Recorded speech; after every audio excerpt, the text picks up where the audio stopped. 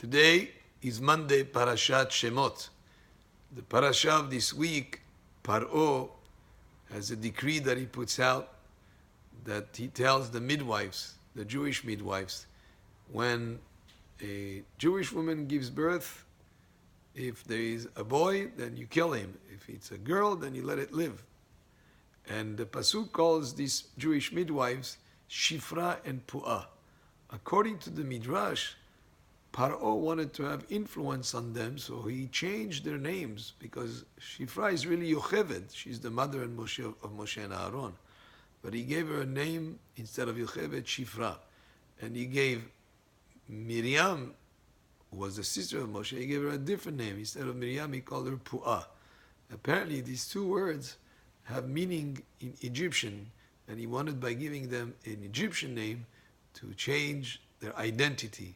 What he didn't realize is the words also have meaning in Hebrew. The word Shifra is definitely a Hebrew word that means Meshaperet et Avalad. She makes the baby that is born, she improves him, so it's a positive thing.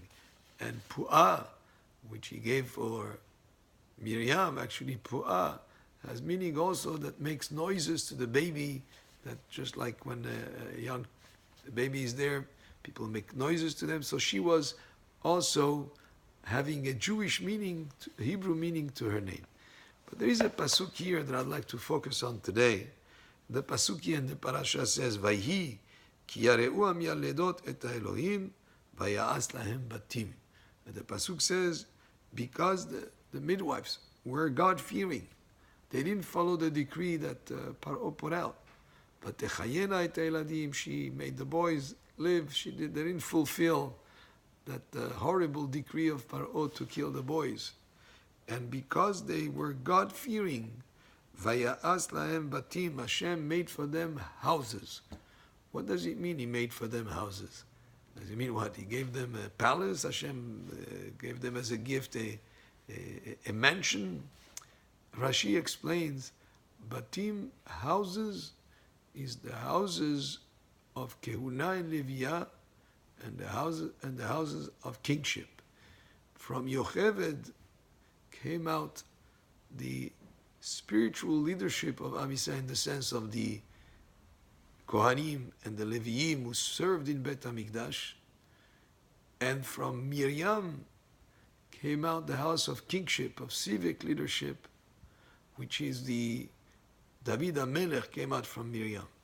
And from this pasuk we understand a very important principle.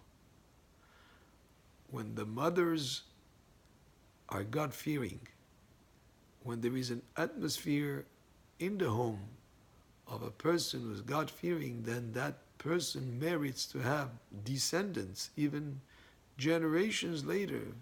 David HaMelech came generations later, was the king of Am Yisrael. From Miriam came out such a progeny, such a descendant of kings, and from Yocheved, the descendants that were Kohanim and Leviim, that fulfilled such an important function in Bet HaMikdash, because the mothers, because Yocheved and Puah, Yocheved, which was Shifra, and Puah, which was Miriam, they were God-fearing, they merited to have children who accomplished such high levels in terms of whether it is the dynasty of kings or whether it is the descendants of Kohanim and Leviim.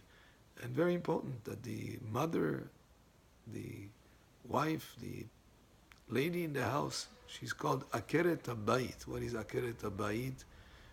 The wife of, the woman in the house is the ikar of the bayit, is the main thing of the house. She can set the tone in a way, and if she has yirat shamayim, if she's God-fearing, and the more she develops this aspect of being God-fearing, the more she will deserve to have children and grandchildren and descendants will be able to accomplish, just like in the pasuk it says,